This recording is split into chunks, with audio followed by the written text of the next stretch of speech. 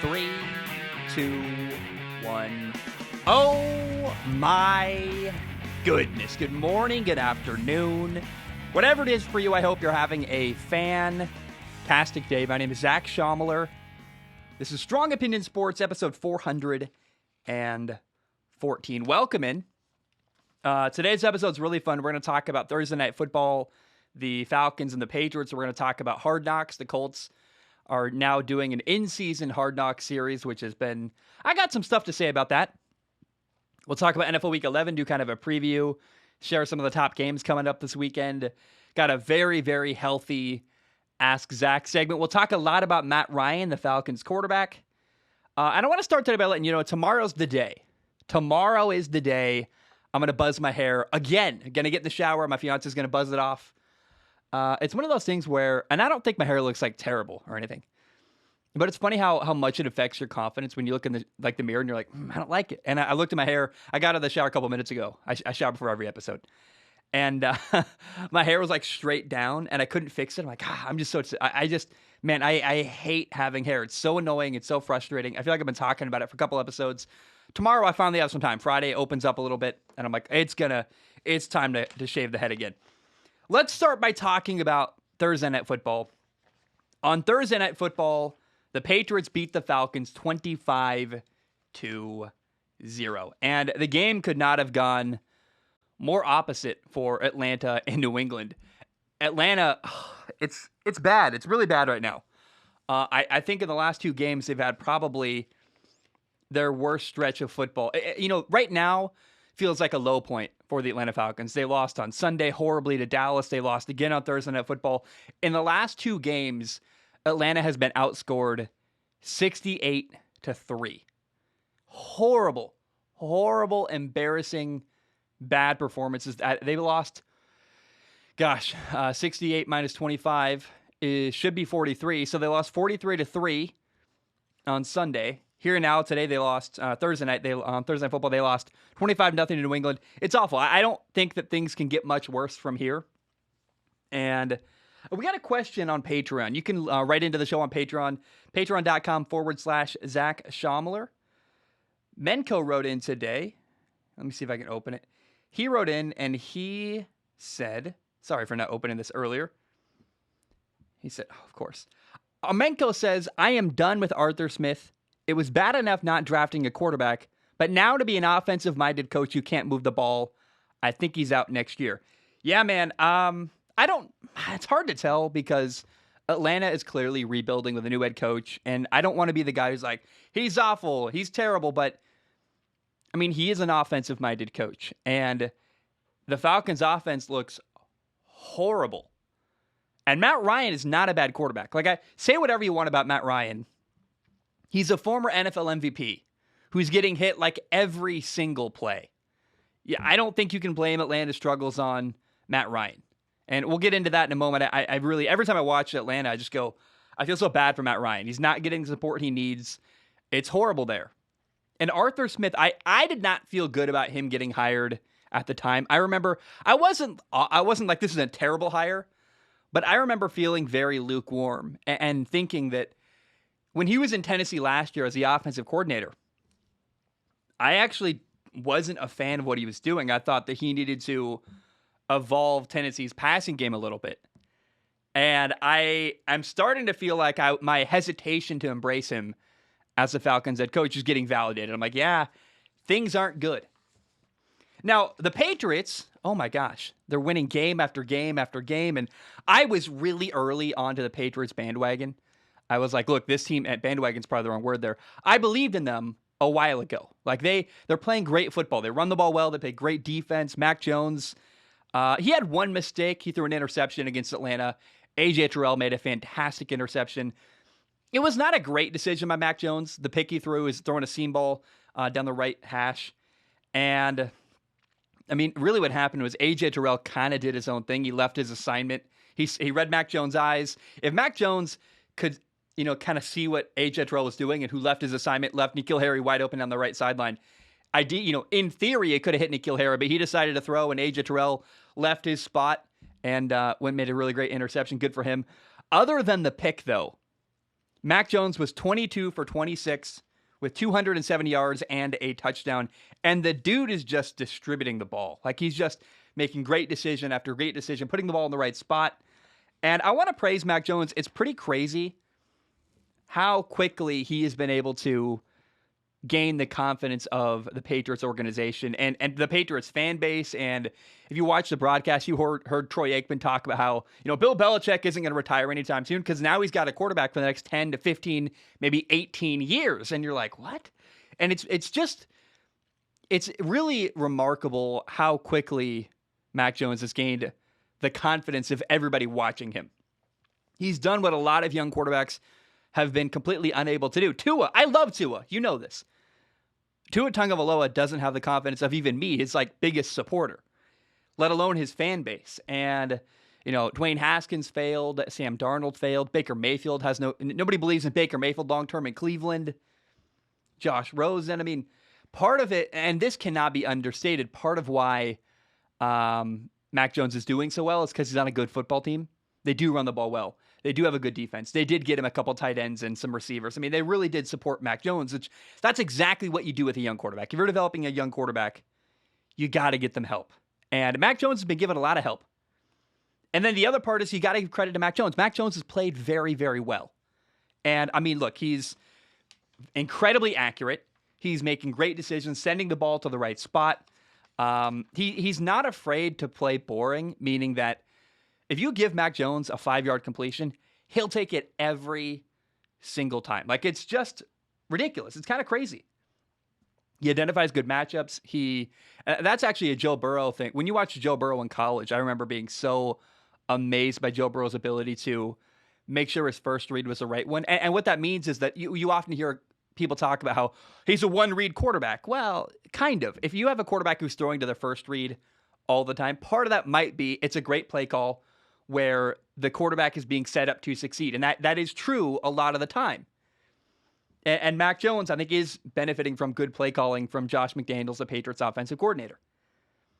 But let's not, hesitate to give credit to Mac Jones where it's deserved, because he's also identifying good matchups. Part of why he's throwing to his first read a lot is because he's going, where's my best spot to throw the football? And the first option's the best one because he made the right decision pre-snap or post-snap. He had, he identified a coverage and said, snap the ball, and then confirmed what he identified before the snap, finds the right spot, throws the ball to the first read. It happens all the time. And it's just really cool how patient Mac Jones is. He's just, easily one of the best young quarterbacks in the NFL right now. And I now have said, Josh Allen in my mind is no longer a young quarterback. We're talking guys in their first, second year who are still trying to prove themselves. And would you rather have Baker Mayfield right now or Mac Jones? like Mac Jones is better than Baker, by a lot. Patient, taking the right, it's really remarkable how well Mac Jones is playing. I want to give him credit there.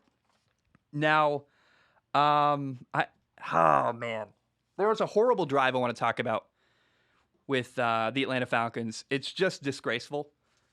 They had a situation where Matt Ryan had a 3rd and 1, and Matt Ryan had such an easy opportunity to throw the ball the way they run play action. He's got a defender on his face. Matt Ryan tries to move out of the pocket. He's got a defender in his face. He pump fakes. Guy doesn't bite. Matt, throw the ball away. Get the ball out of your hands. Matt Ryan doesn't throw the ball away on 3rd and 1,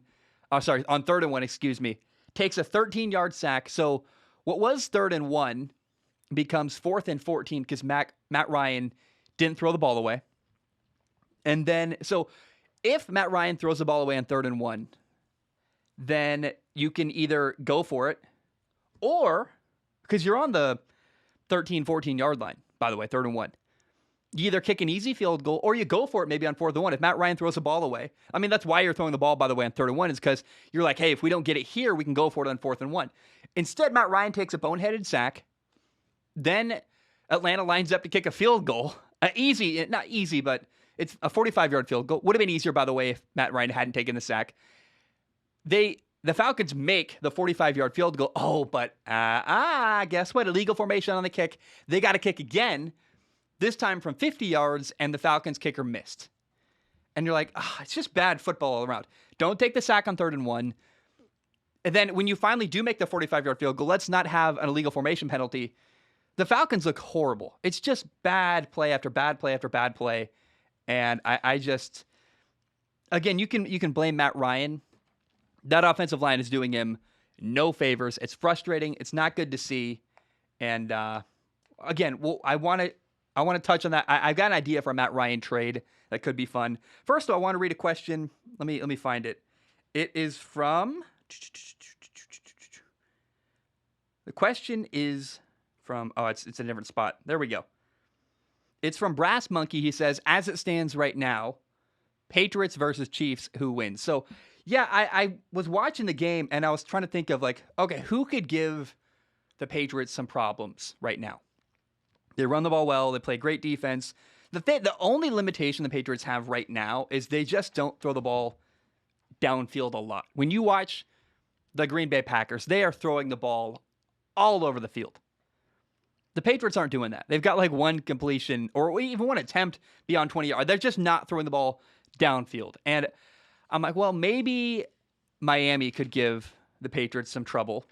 Now, the Patriots and Miami do not play again until the final game of the year. And so the Patriots might luck out. They might miss a good game plan from Miami, simply because they might be resting their starters to get ready for the playoffs. So that's an interesting thought there. But then the next thing I thought of was like, oh, man, it'd be really cool to see Kansas City play against Mac Jones. We watched the Kansas City Chiefs against Jordan Love. Was it last week, 2 weeks ago? I don't remember how recent it was. But they had this really great game plan where they blitzed Jordan Love, a ton, a young quarterback. They played man coverage on the outside and said, you have to beat us throwing the ball downfield. We're going to take away your running game. We are going to blitz you a ton, play cover zero, and challenge you to beat our man coverage. Jordan Love was incapable of doing that. He couldn't identify blitzes very well. He couldn't beat man coverage. I'd love to find out, could Mac Jones beat the man coverage from the Kansas City Chiefs? Is that even possible? That would be really, I have to know. That sounds amazing to find out. I really, really want to see that matchup. And I think that would,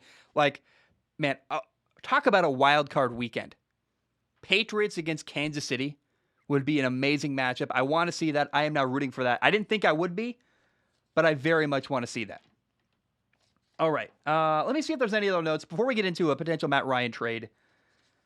The offensive line is bad. Oh, man. Here's something I didn't talk about yet from this game.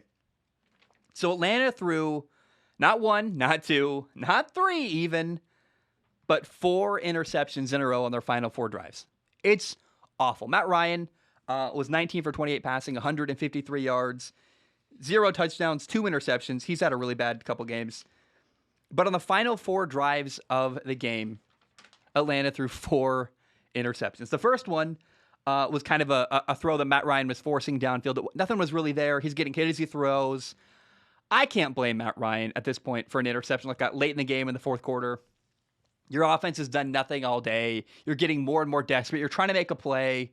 I by the fourth quarter, you're down a bunch of points. You're trying to make something happen. I don't blame Matt Ryan at all for throwing a bad interception. Just trying to make something happen downfield. On the second interception, Matt Ryan throws the ball a little bit high along the left sideline. Receiver tips it up. J.C. Jackson grabs it. Almost a pick six, by the way, but J.C. Jackson stepped out of bounds. So Matt Ryan had 2 interceptions. They go, we're down a bunch of points. Let's take Matt Ryan out.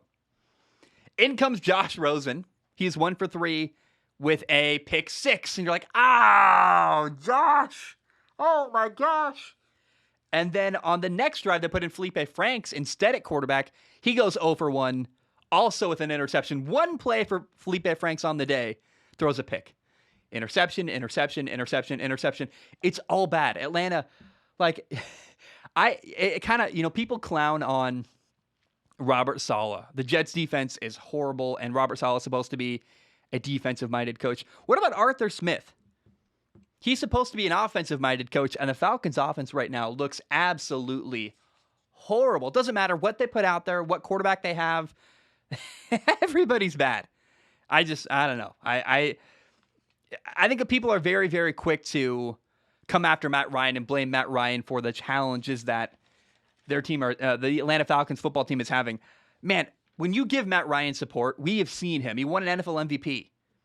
He went to a Super Bowl. He lost, but man, you can't deny Matt Ryan's ability. And the dude is a warrior. He's getting hit every single play. I mentioned it earlier.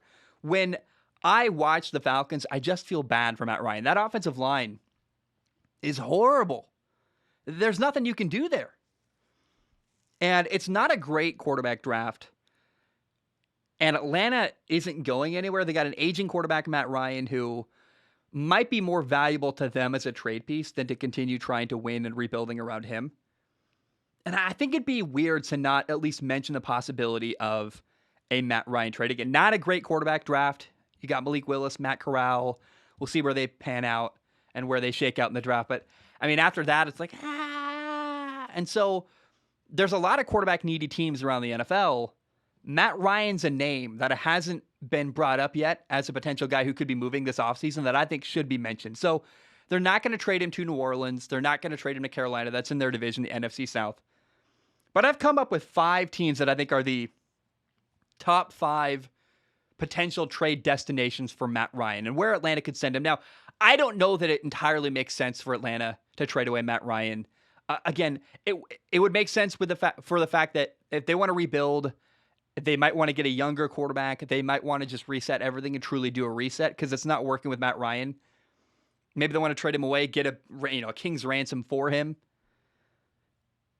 But I don't know that I would trade away Matt Ryan. I'd try to keep building around him. However, as a fan who does believe in Matt Ryan, I want Matt Ryan out of there. Does a trade make sense? I'm not entirely sure, but I want to rescue Matt Ryan from this horrible Atlanta Falcons offensive line, this bad situation with a coach I don't really believe in. It's a bad organization. So the best team I think you could send Matt Ryan to, it's a dream situation. I don't know if it works financially, but the Cleveland Browns have a lot of weapons down there in Cleveland. They run the ball well. They have some good receivers. They got a couple of good tight ends. Austin Hooper used to play with Matt Ryan in Atlanta. Imagine sending Matt Ryan to Cleveland. What's the problem in Cleveland right now? Injuries is one. Number 2, Baker's not playing very well. Baker Mayfield, their young quarterback. I mean, the options are open. Cleveland is looking at everything they can do to try to get better quarterback play next year. I solved your problem. Go get Matt Ryan. That'd be incredible. So that's one option. Option number 2, and by the way, maybe Cleveland sends Baker to Atlanta and they try to build around Baker Mayfield. I don't know. I mean, if you get Baker and a couple first-round picks, do you send... if you're Cleveland and you can get Matt Ryan for Baker Mayfield and a first-round pick or 2, I think you make that deal. Now, can they afford to make that deal? I don't know. Like, financially, can they pay him with their salary cap? I don't know. That's a question for someone else to figure out. I wish I knew that answer. I put this together. I'm like, that sounds like a fun trade. The Denver Broncos is another spot Matt Ryan could go where it's another quarterback-needy team that's got some good weapons. They're ready to win. They just need good quarterback play. Hey, Matt Ryan could solve that problem as well. Now, the Pittsburgh Steelers is a team. They got Big Ben about to retire.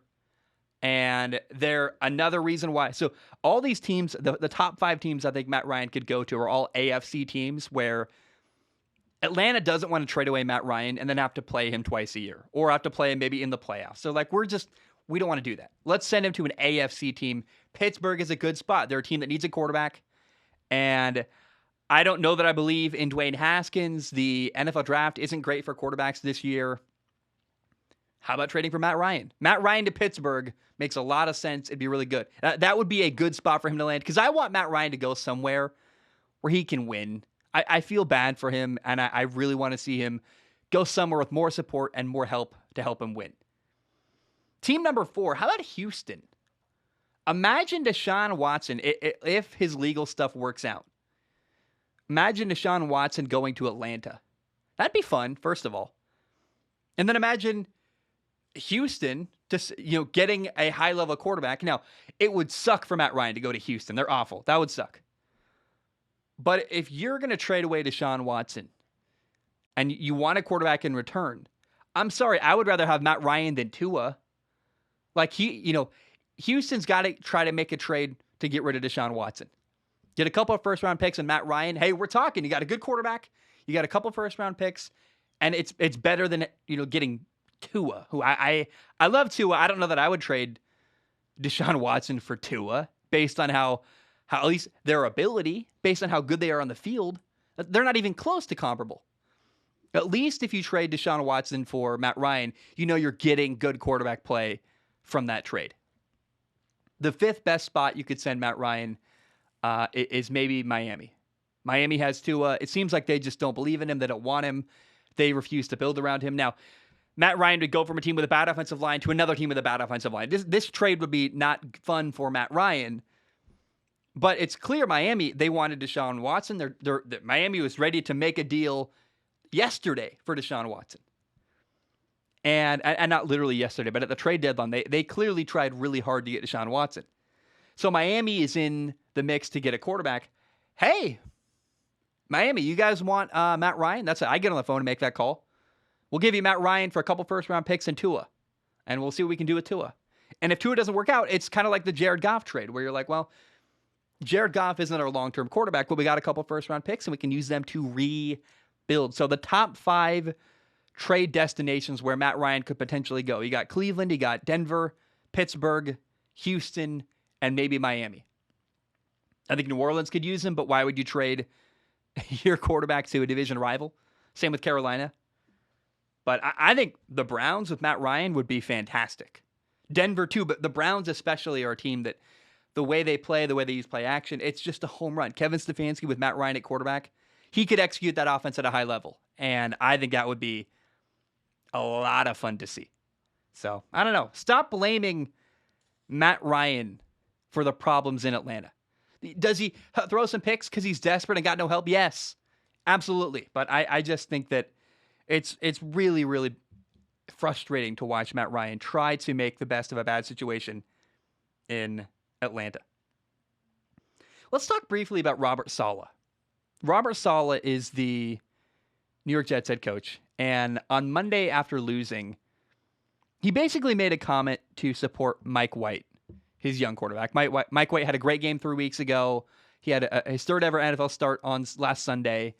Played really bad, had 4 interceptions. It was terrible. And Robert Saleh made a quote that said, he's like, this market's interesting, talking about the New York market, how people anoint him the second coming of Jesus Christ after he has a great game against Cincinnati, and then he has a bad game on Sunday, and Jets fans want to discard Mike White, throw him away forever.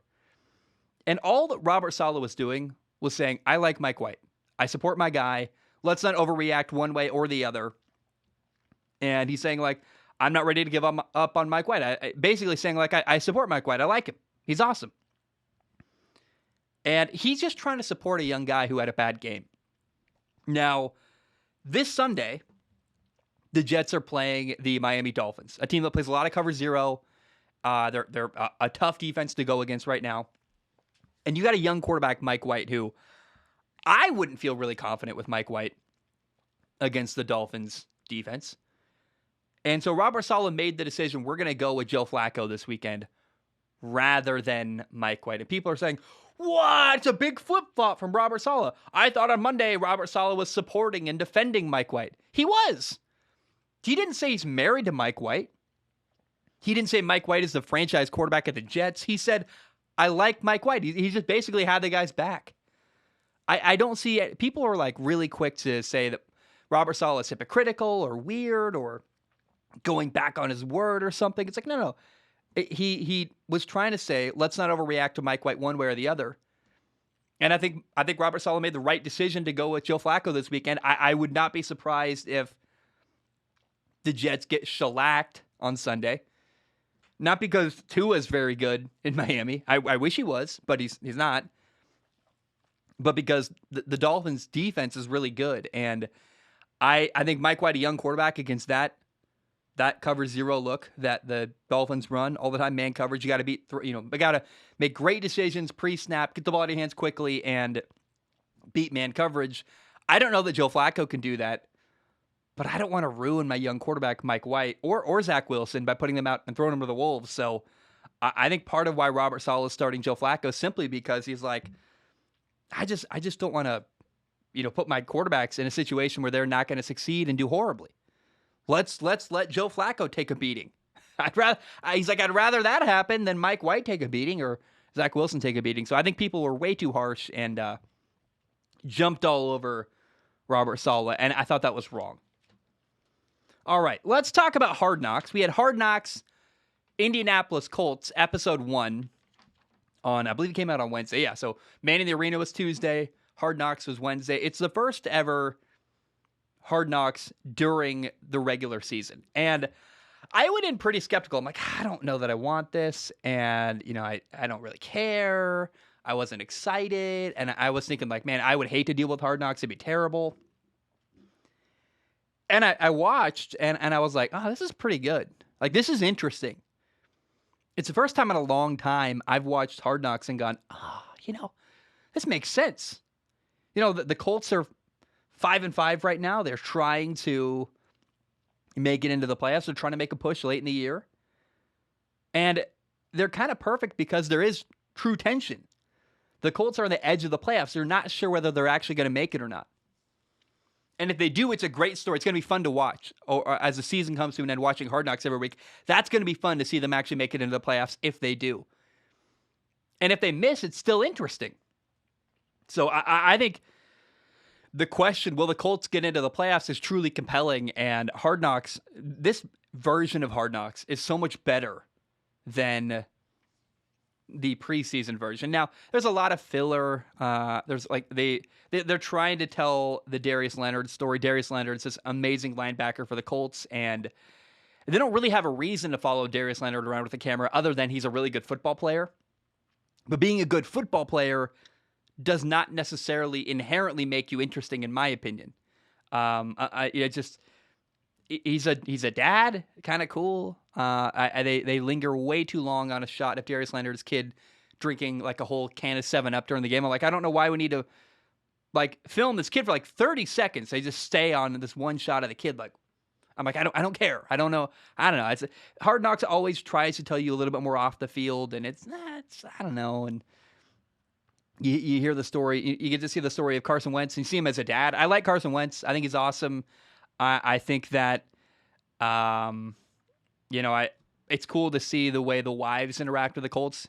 Your husband, if you're a football wife, your husband during football is just going to be busy for, from June, July. So July until January minimum, your husband's just not around. He's not doing dishes. He's not cooking. He's not doing much of anything for like a massive portion of the year. You're alone. And the way the wives, I think, have relationship with each other and build community with each other to keep each other company, frankly, during the regular season, I think is kind of interesting and kind of cool. They told the story. I've said it before on this podcast, how Frank Reich and Carson Wentz bonded over the same Bible verse during the pre-draft process. And it's just cool that Frank Reich, the Colts head coach, pounded the table. He really wanted the Colts general manager, Chris Ballard, to go get Carson Wentz and trade for him. They did. It's working really well. It's awesome. And I thought that it was cool. Jonathan Taylor, the Colts running back, wants to win a championship. He talks about it. He's like, I didn't win one in high school, in college. This is kind of my last opportunity to do that. And I just think the big takeaway here from Colts Hard Knocks is I'm realizing how much I really like the Colts organization, whether it be Jim Irsay, their kind of crazy but also invested owner who does genuinely care and want to win. And I think he'd be a good owner to play for because he supports you. He's got your back. He's got a cool personality. He's not overbearing and crazy. He wants to help you guys win if he can. The Colts GM, Chris Ballard, is amazing. Head coach Frank Reich I like him as well. I mean, there's a lot to like in Indy. And my buddy Brett Coleman has these really cool sweatshirts. So he's got like, Brett Coleman makes these sweatshirts where they've got like a play design. And I'm like, I don't have a favorite team. So I'm like, I want to buy a sweatshirt from Brett to wear. But he makes them like very specifically tailored to football fans of certain teams. Like I saw he made a Justin Fields Bears one, right? I'm not a Bears fan. I don't want to wear a Brett Coleman Chicago Bears sweatshirt. But I'm like, well, what team could I buy a sweatshirt for to support? I kind of came down to, I'm like, well, the Colts or the Carolina Panthers, because I like what the Colts are doing. I support them. I like their organization. I would wear a Colts sweatshirt. That'd be kind of cool. I'd be like, yeah, I like the Colts. I like what they got going on. And I do legitimately, I like them. I find myself rooting for them. I hope that Jonathan Taylor can win that Super Bowl. That would be awesome. And I want the Colts to turn into a thing. I want to see them succeed. I really do. I would be so happy if the Colts, who, man, I think they need a left tackle. They need to figure that out permanently. Michael Pittman, their junior, their receiver's really turning into a big threat offensively. Jonathan Taylor might be the best running back in the league. I think the Colts, what they're doing and building, especially making that trade for Carson Wentz, I want to see the Colts become a thing. I want to see them win a Super Bowl. That'd be fantastic. And I'm like, which sweatshirt am I to buy from Brett Coleman, Carolina or the Colts? Right now, it's a hard decision because I like both of them. I like what they got going on. And Hard Knocks Colts it's fun, man. It's interesting. I like it. And I think that this is the best iteration of Hard Knocks we've seen in a long, long time. It's gotten boring. It's gotten mundane. It's gotten really pretty meaningless during training camp. So to have it happening during the regular season, I can report it's good. It's fairly interesting. It's more interesting than I thought it would be, and I came in very skeptical. And it'll be fun to talk about as the weeks go on, what we learn and see behind the scenes with this Colts organization as they try to make a playoff push in front of a national audience on Hard Knocks. Okay. We have 2 topics left, and then we're going to get into Ask Zach. Let's talk briefly about college football. It's not a great weekend of college football coming up. There are 1, 2, 3, 4, literally only 5 games I'm even interested in, which it's not. A lot of teams are gearing up for their final. Thanksgiving's a big weekend in college football. It's a weekend before Thanksgiving. A lot of teams have their rivalry games next weekend. But here are the 5 games I find somewhat interesting this weekend. Number 21, Arkansas plays on the road at number 2, Alabama. So I just want to make a claim and a stand here. Alabama's going to dominate this football game. A lot of people are going to try to hype it up, make it interesting. The only reason why this game is on the list is for me to be able to mention, Alabama's going to kick the living tar out of Arkansas. It's not going to be competition. Let's not pretend it's going to be going in. I'm eager to see Alabama destroy Arkansas on Saturday. Number 7, Michigan State plays at number 4, Ohio State. They're both 9-1. They're both near the top of the college football playoff rankings. That'll be a really good. That's the game of the weekend right there. Michigan State on the road at Ohio State. I think Ohio State wins, but can you imagine, by the way, if Mel Tucker beat Ohio State on the road? It would just be a slap in the face of Jim Harbaugh and Michigan fans who Michigan State. Right now, Michigan's ranked higher than Michigan State, even though Michigan State beat Michigan, and they got the same record. It makes no sense.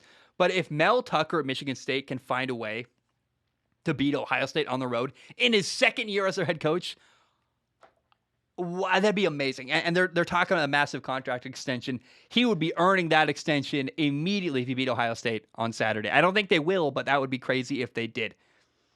Iowa State plays at number 13, Oklahoma. I want to see Oklahoma bounce back from losing to Baylor. I want to see them run the ball more, be more committed to the running game. I love Caleb Williams, their quarterback at Oklahoma. That'll be a fun game to watch. Number 3, Oregon plays at number 23, Utah. Salt Lake City in November in the cold. I've been there in November. It is cold. It does snow.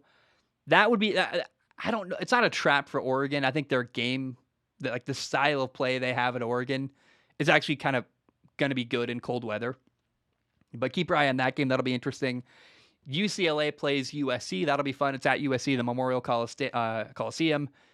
The battle for LA. That's the 5th game, the only other final game I'm interested in. There's not a lot of great matchups this weekend in college football. The best one is number 7, Michigan State at number 4, Ohio State. And that's going to be a great game. That might be the only college football game I talk about next week on the show. By the way, I want to say, I love what Mac Jones is doing. I should have said this earlier. Mac Jones is just, it's cool to see him do well. It really is. I love good quarterback play. Mac Jones is playing at such a high level right now. And he's really doing the very best he can with what he's given. And that's such a rare thing to see at the quarterback position, especially from a quarterback so young. I just want to say that, like, shout out to Mac Jones. That's awesome what he's doing right now with the Patriots. All right. We have reached NFL Week 11. There are 8 games I find interesting this weekend. Let's talk about them. Game number 1, the 5-5 Indianapolis Colts play on the road, Orchard Park. That is in Buffalo, by the way, if you don't know. They play at the Buffalo Bills, who are 6-3. This is an amazing football game. I cannot wait to watch the Colts at the Bills. The Colts are trying to make a playoff push, trying to save their season, frankly.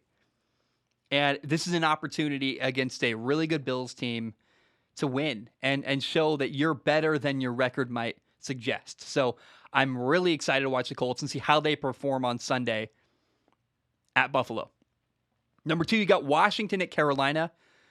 Carolina's playing their former coach, Ron Rivera. Cam Newton used to play quarterback for Ron Rivera, is going to play against Ron Rivera.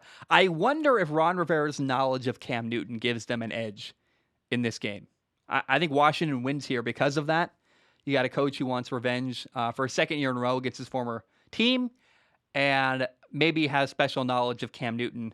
I think Washington beats Carolina this weekend, but I'm interested. I hope Cam does well. Number 3, Bengals at the Raiders. They are both 5-4. I think Cincinnati wins this game. It'll be hopefully fun. I mean, I want to see. I love Derek Carr. I want to see good stuff happen with the Raiders. The Raiders appear like their season is just sliding away from them as we talk. It's just getting, all that off the field stuff that went on with John Gruden, Henry Ruggs, Damon Arnett. It's all catching up to them. And Cincinnati is in dire need of a big win. Coming off a bye weekend, I believe they are. And I think Cincinnati wins here pretty soundly over the Raiders. Then you got Cowboys at Kansas City. Oh, boy. How good is Kansas City? Like we saw last weekend, Patrick Mahomes, I thought he got away with 2 throws that should have been picked off. But I thought that's the best we've seen Patrick Mahomes play all year was last weekend. And I want to see that continue. Like, how does Patrick Mahomes respond after a really good weekend last weekend? Can he keep it going? Like, was last weekend proof that Kansas City and Patrick Mahomes are getting better and making improvements? Or, because they beat the Raiders pretty soundly, or was that just, playing a bad defense and a team that's reeling, the Raiders? Dallas is a playoff team, I think. And them beating Kansas City would be a big statement to say, yeah, we have arrived. We are what everyone thinks we are. We're a playoff team. We're really good. A lot of implications here. We're going to learn a lot from Kansas City and from the Cowboys this weekend. I ask you, has Kansas City solved a lot of their problems? Because they beat the Raiders soundly last weekend. Was that an example of them getting better, or will they kind of slip up again and go back to what they've been all year against Dallas? Number 5, didn't expect to talk about the Jaguars, but the Jaguars are hosting the 49ers in Jacksonville. The 49ers are coming off of a massive win over LA, a big emotional win where you see often teams follow up a great performance with a bad one. And the Jaguars, they're 2-7, but they are building momentum. Every time I watch the Jaguars, I mean, they beat Buffalo. They competed with the Colts last weekend. Like, the Jaguars are, I think Urban Meyer, it's looking like I might end up being wrong about Urban Meyer, who I thought they should have fired him.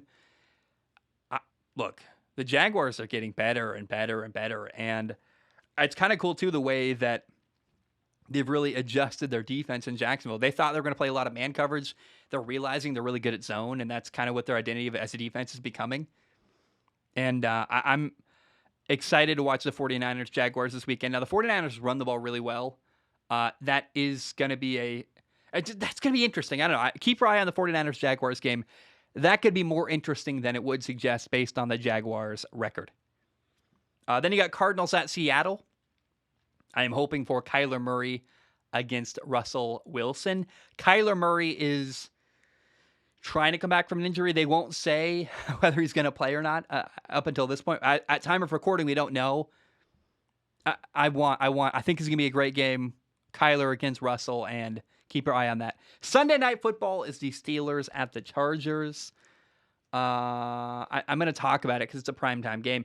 I think LA wins this pretty soundly over Pittsburgh. But keep your eye on that game.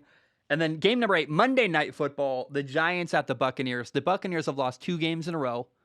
Tom Brady has 5 interceptions in 2 weeks, and people are all over Tampa. They're terrible, they're bad, this and that. And okay, let's see what Tampa's made of here. Hosting the Giants, who played them pretty well last year.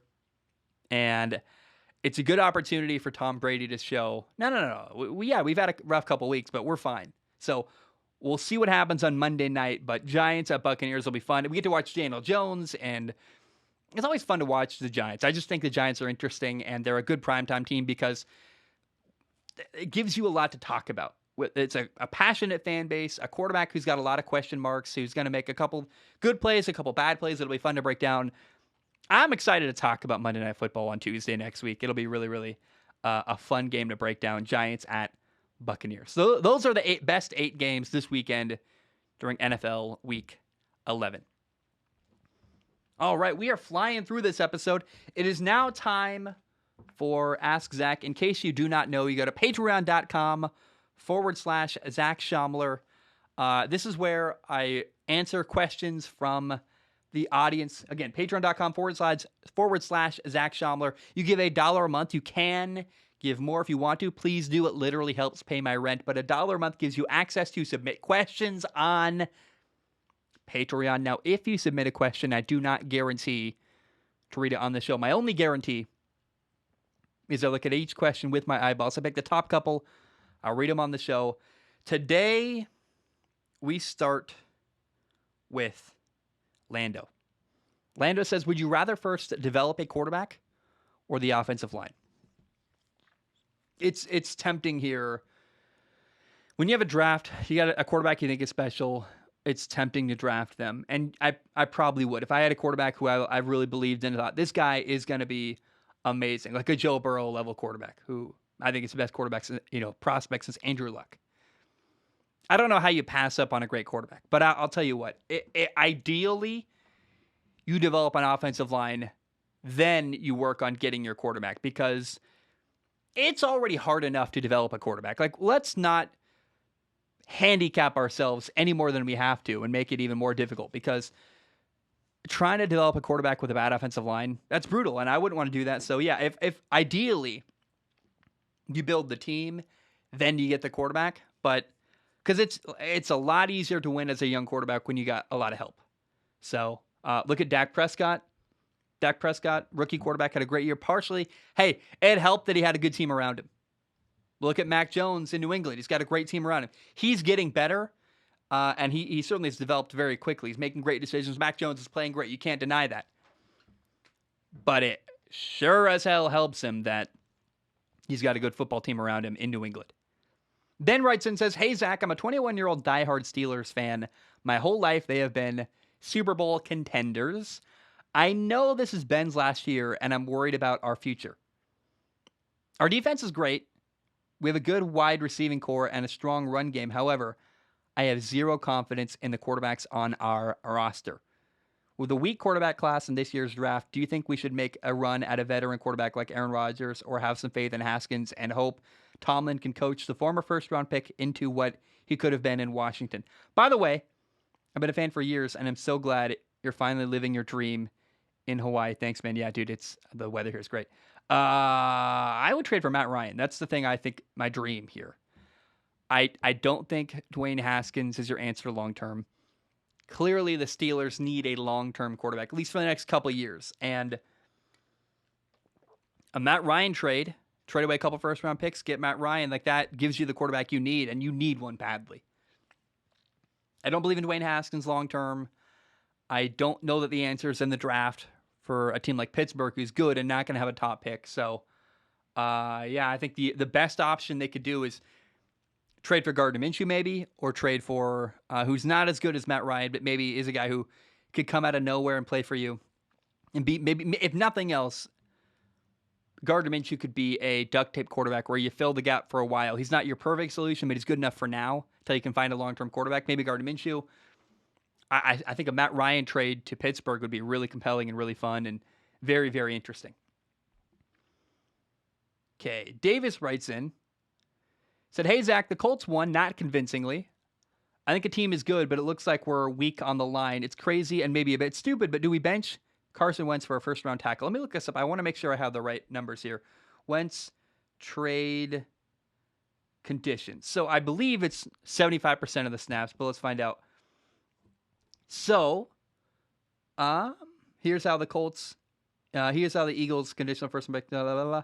So if the Colts have Carson Wentz play 75% of their offensive snaps, then the Colts pick that the Colts traded a first round pick to Philly. It's conditional. If Carson Wentz plays 75% of the snaps in Indy, that pick that's sent to Philly becomes a first round pick. Or if Carson Wentz plays 70% of the offensive snaps in 2021 and the Colts reach the playoffs, then also the Eagles are getting a first-round pick. If either one of those things do not happen, then the pick that the Colts sent to Philly is a second-round pick, not a first-round pick. So you're going to have this interesting conversation. Do the Colts make a playoff push and try hard to get to the playoffs? Or, even despite being in the playoff hunt, could they bench their quarterback Carson Wentz at the end of the year to avoid having to give up a first-round pick to Philly? It'll be a really interesting conversation. I think if you can make the playoffs or even get close, you make that happen. But yeah, they do need to figure out what their long-term plan is at that offensive tackle position. And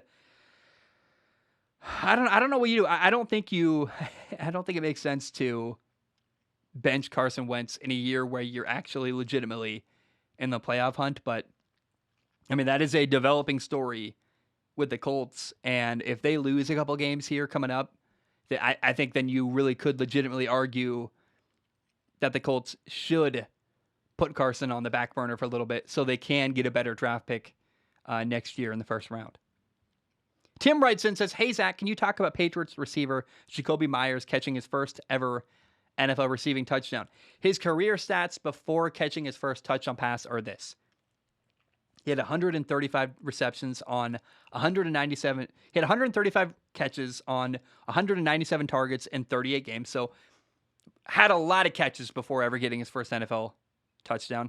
He had 1,560 receiving yards, an NFL record for the most yards ever without having a touchdown.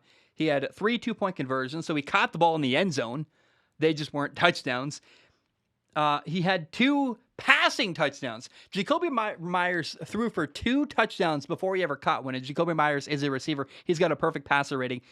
He had 18 red zone targets. He had multiple receiving touchdowns called back by penalties.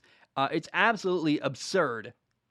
He did not have a receiving touchdown until now. He had one on Sunday. Tim, great write-in.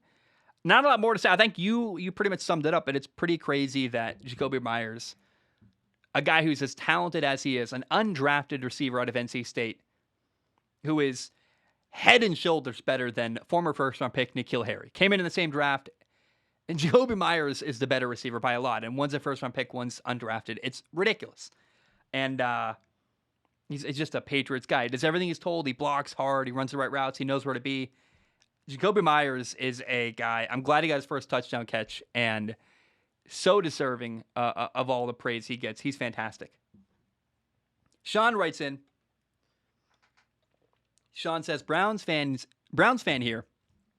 Not too proud of how the year is going. My question is, would you ever consider breaking down every team during the offseason with a friend or fan who likes that team? Talking about teams who made the playoffs could be before the draft, blah, blah, blah, blah. I'm not going to read all this stuff. But he says, potentially more fan. This is an idea that involves a lot of work, but could make the offseason go by quicker, generate more fan involvement, and potentially give you and listeners a different perspective on each team through a fan's eyes. Keep up the great work. So, Sean, I love your idea. I actually have a plan to do that. We have, I forget his name right now. What is the guy's name? Worst Take. Quincy, I think it's Quincy something. Worst Take is coming on after the year is over. Look up Worst Take on YouTube. He's coming on the show in February to break down the Browns season with me. We'll have Marcus Whitman on to talk about the Packers. We'll also probably have Tom Grossi on for an episode. Haven't talked to him about that, but I'm sure Tom will come on to break down his perspective on the Packers season. We'll have Lawrence Owen to talk about the Colts. We'll have my buddy Joe Roselle to talk about the Giants. I'm open for business. Maybe I'll try to get. I've never talked to Brandon Perna. But maybe we can get Brandon Perna on to talk about the Denver Broncos. A guy I respect. I like him. And he's a dad. He's awesome. Brandon Perna, if you're watching, nothing but love for you. You're fantastic, and I really respect what you do, and I love you. We got mutual friends, Tom Grossi, a couple other people. Let's get Brandon Perna on in February. That'd be pretty fun. Let me put like a little vacancy sign. Open for business.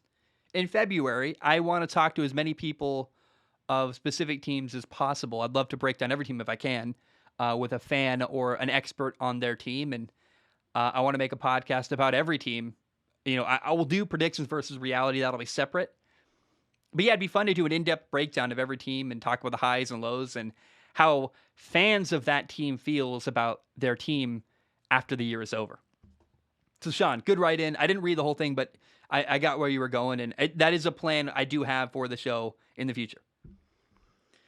Okay, 1, 2, 3, 4 big blocks of writing from Nate. We'll see how much of it I read, but he says, Nate says, hey, Zach, I actually asked this a couple times ago, but I can't stop thinking about a scenario, especially after last Sunday.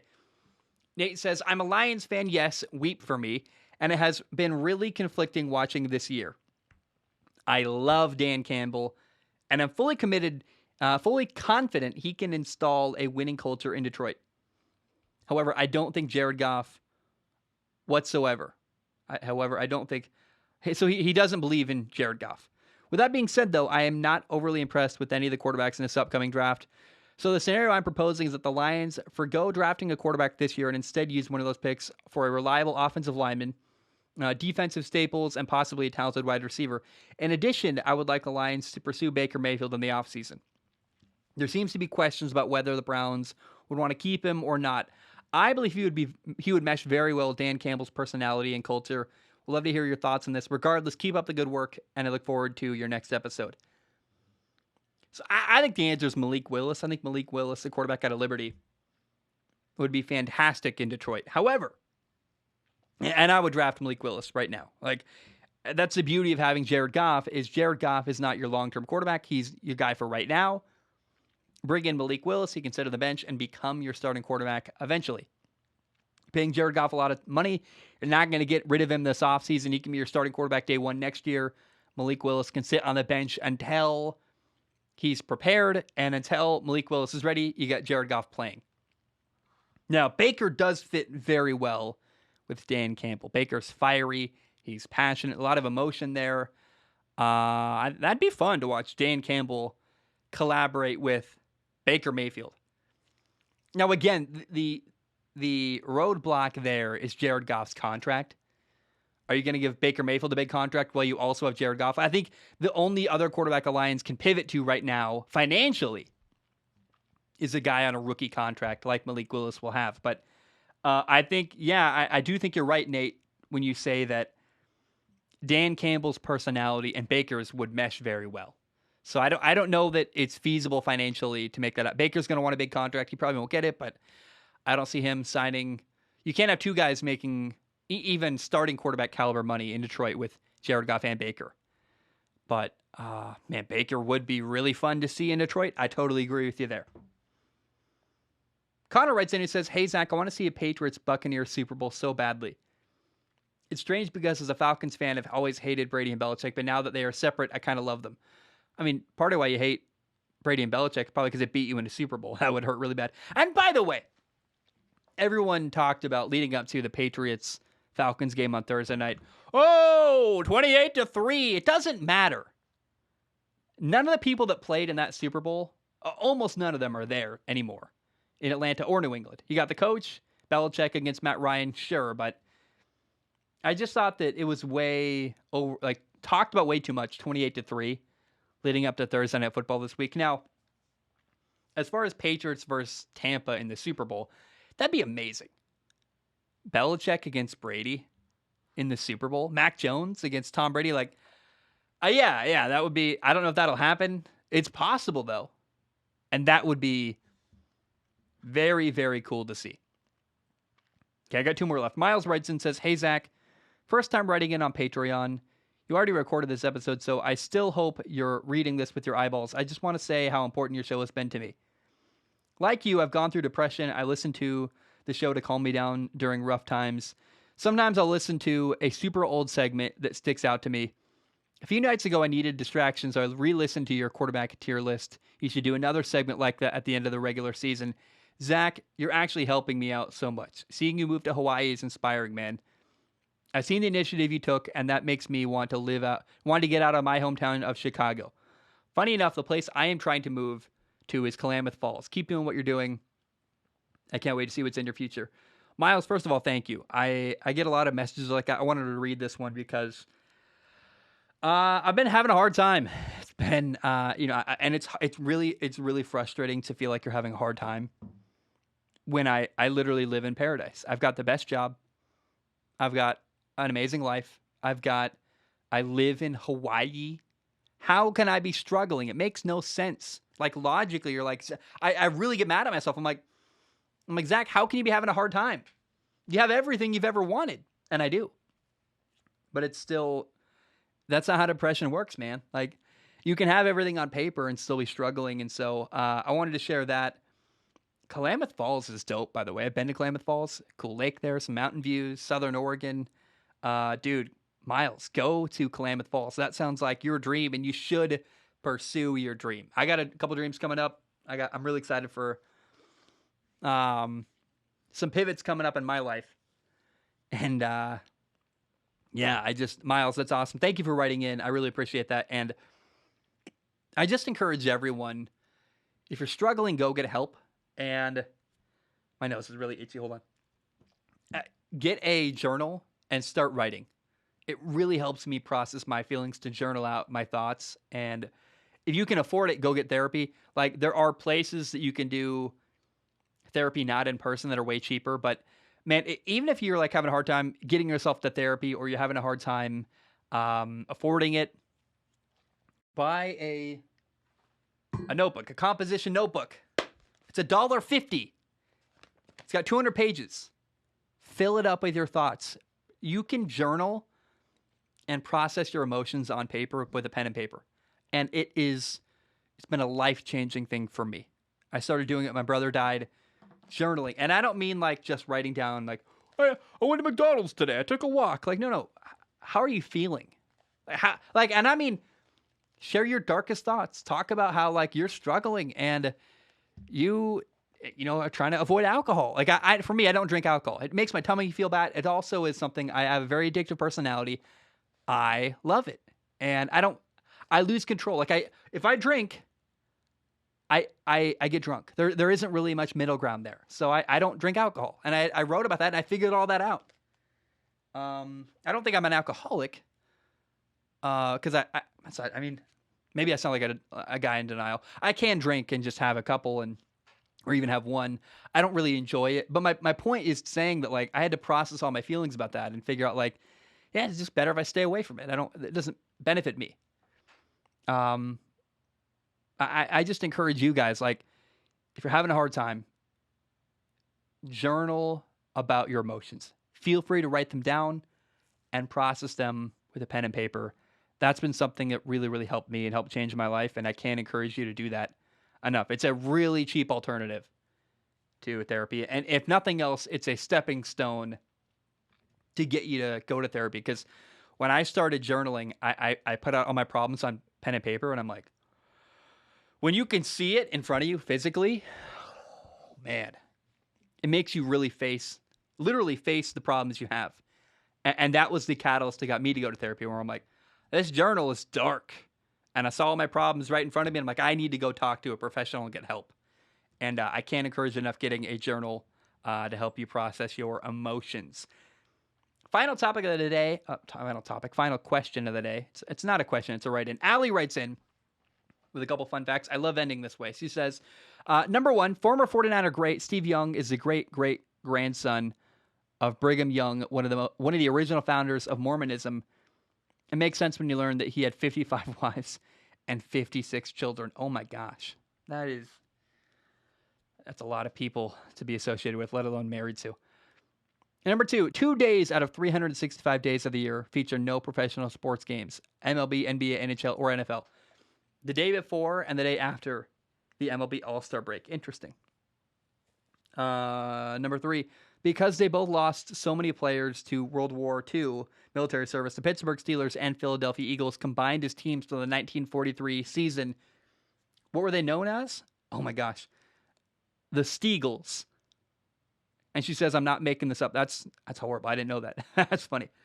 Number 4, Mickey Mantle was originally a shortstop, but after making 102 errors in the last 2 years in the minors, he was moved to the outfield. So Mickey Mantle was almost a shortstop. That's crazy. And if he'd stayed at shortstop, we probably would never have heard of him. So that's crazy. The first sport as we know it today was likely wrestling, and it was originated in Greece in 776 BC. Interesting. And finally, number 6. In 1950, India withdrew from the first and only World Cup it ever qualified for because FIFA banned playing barefoot. Huh. So India in 1950 didn't play in the World Cup because they wanted to play barefoot, and FIFA didn't allow them to. Huh. I want to say Shohei Ohtani won the baseball MLB MVP. That's pretty cool. He did some special stuff. He's a unicorn. Very deserving. It's pretty funny. I saw a meme that the Angels have had 4 MVP awards since 2012 and 0 playoff wins. That's brutal. But Shohei Ohtani, I was very happy to see him win the MLB MVP. Guys, that's all I have for today. I love you. I appreciate you. I hope you have a great weekend watching football, NFL, Formula One, college football. But the Formula One race is going to be amazing this weekend. So anyway, I love you. I appreciate you. I hope you have a great day. And ba-dum-bum, bam, we are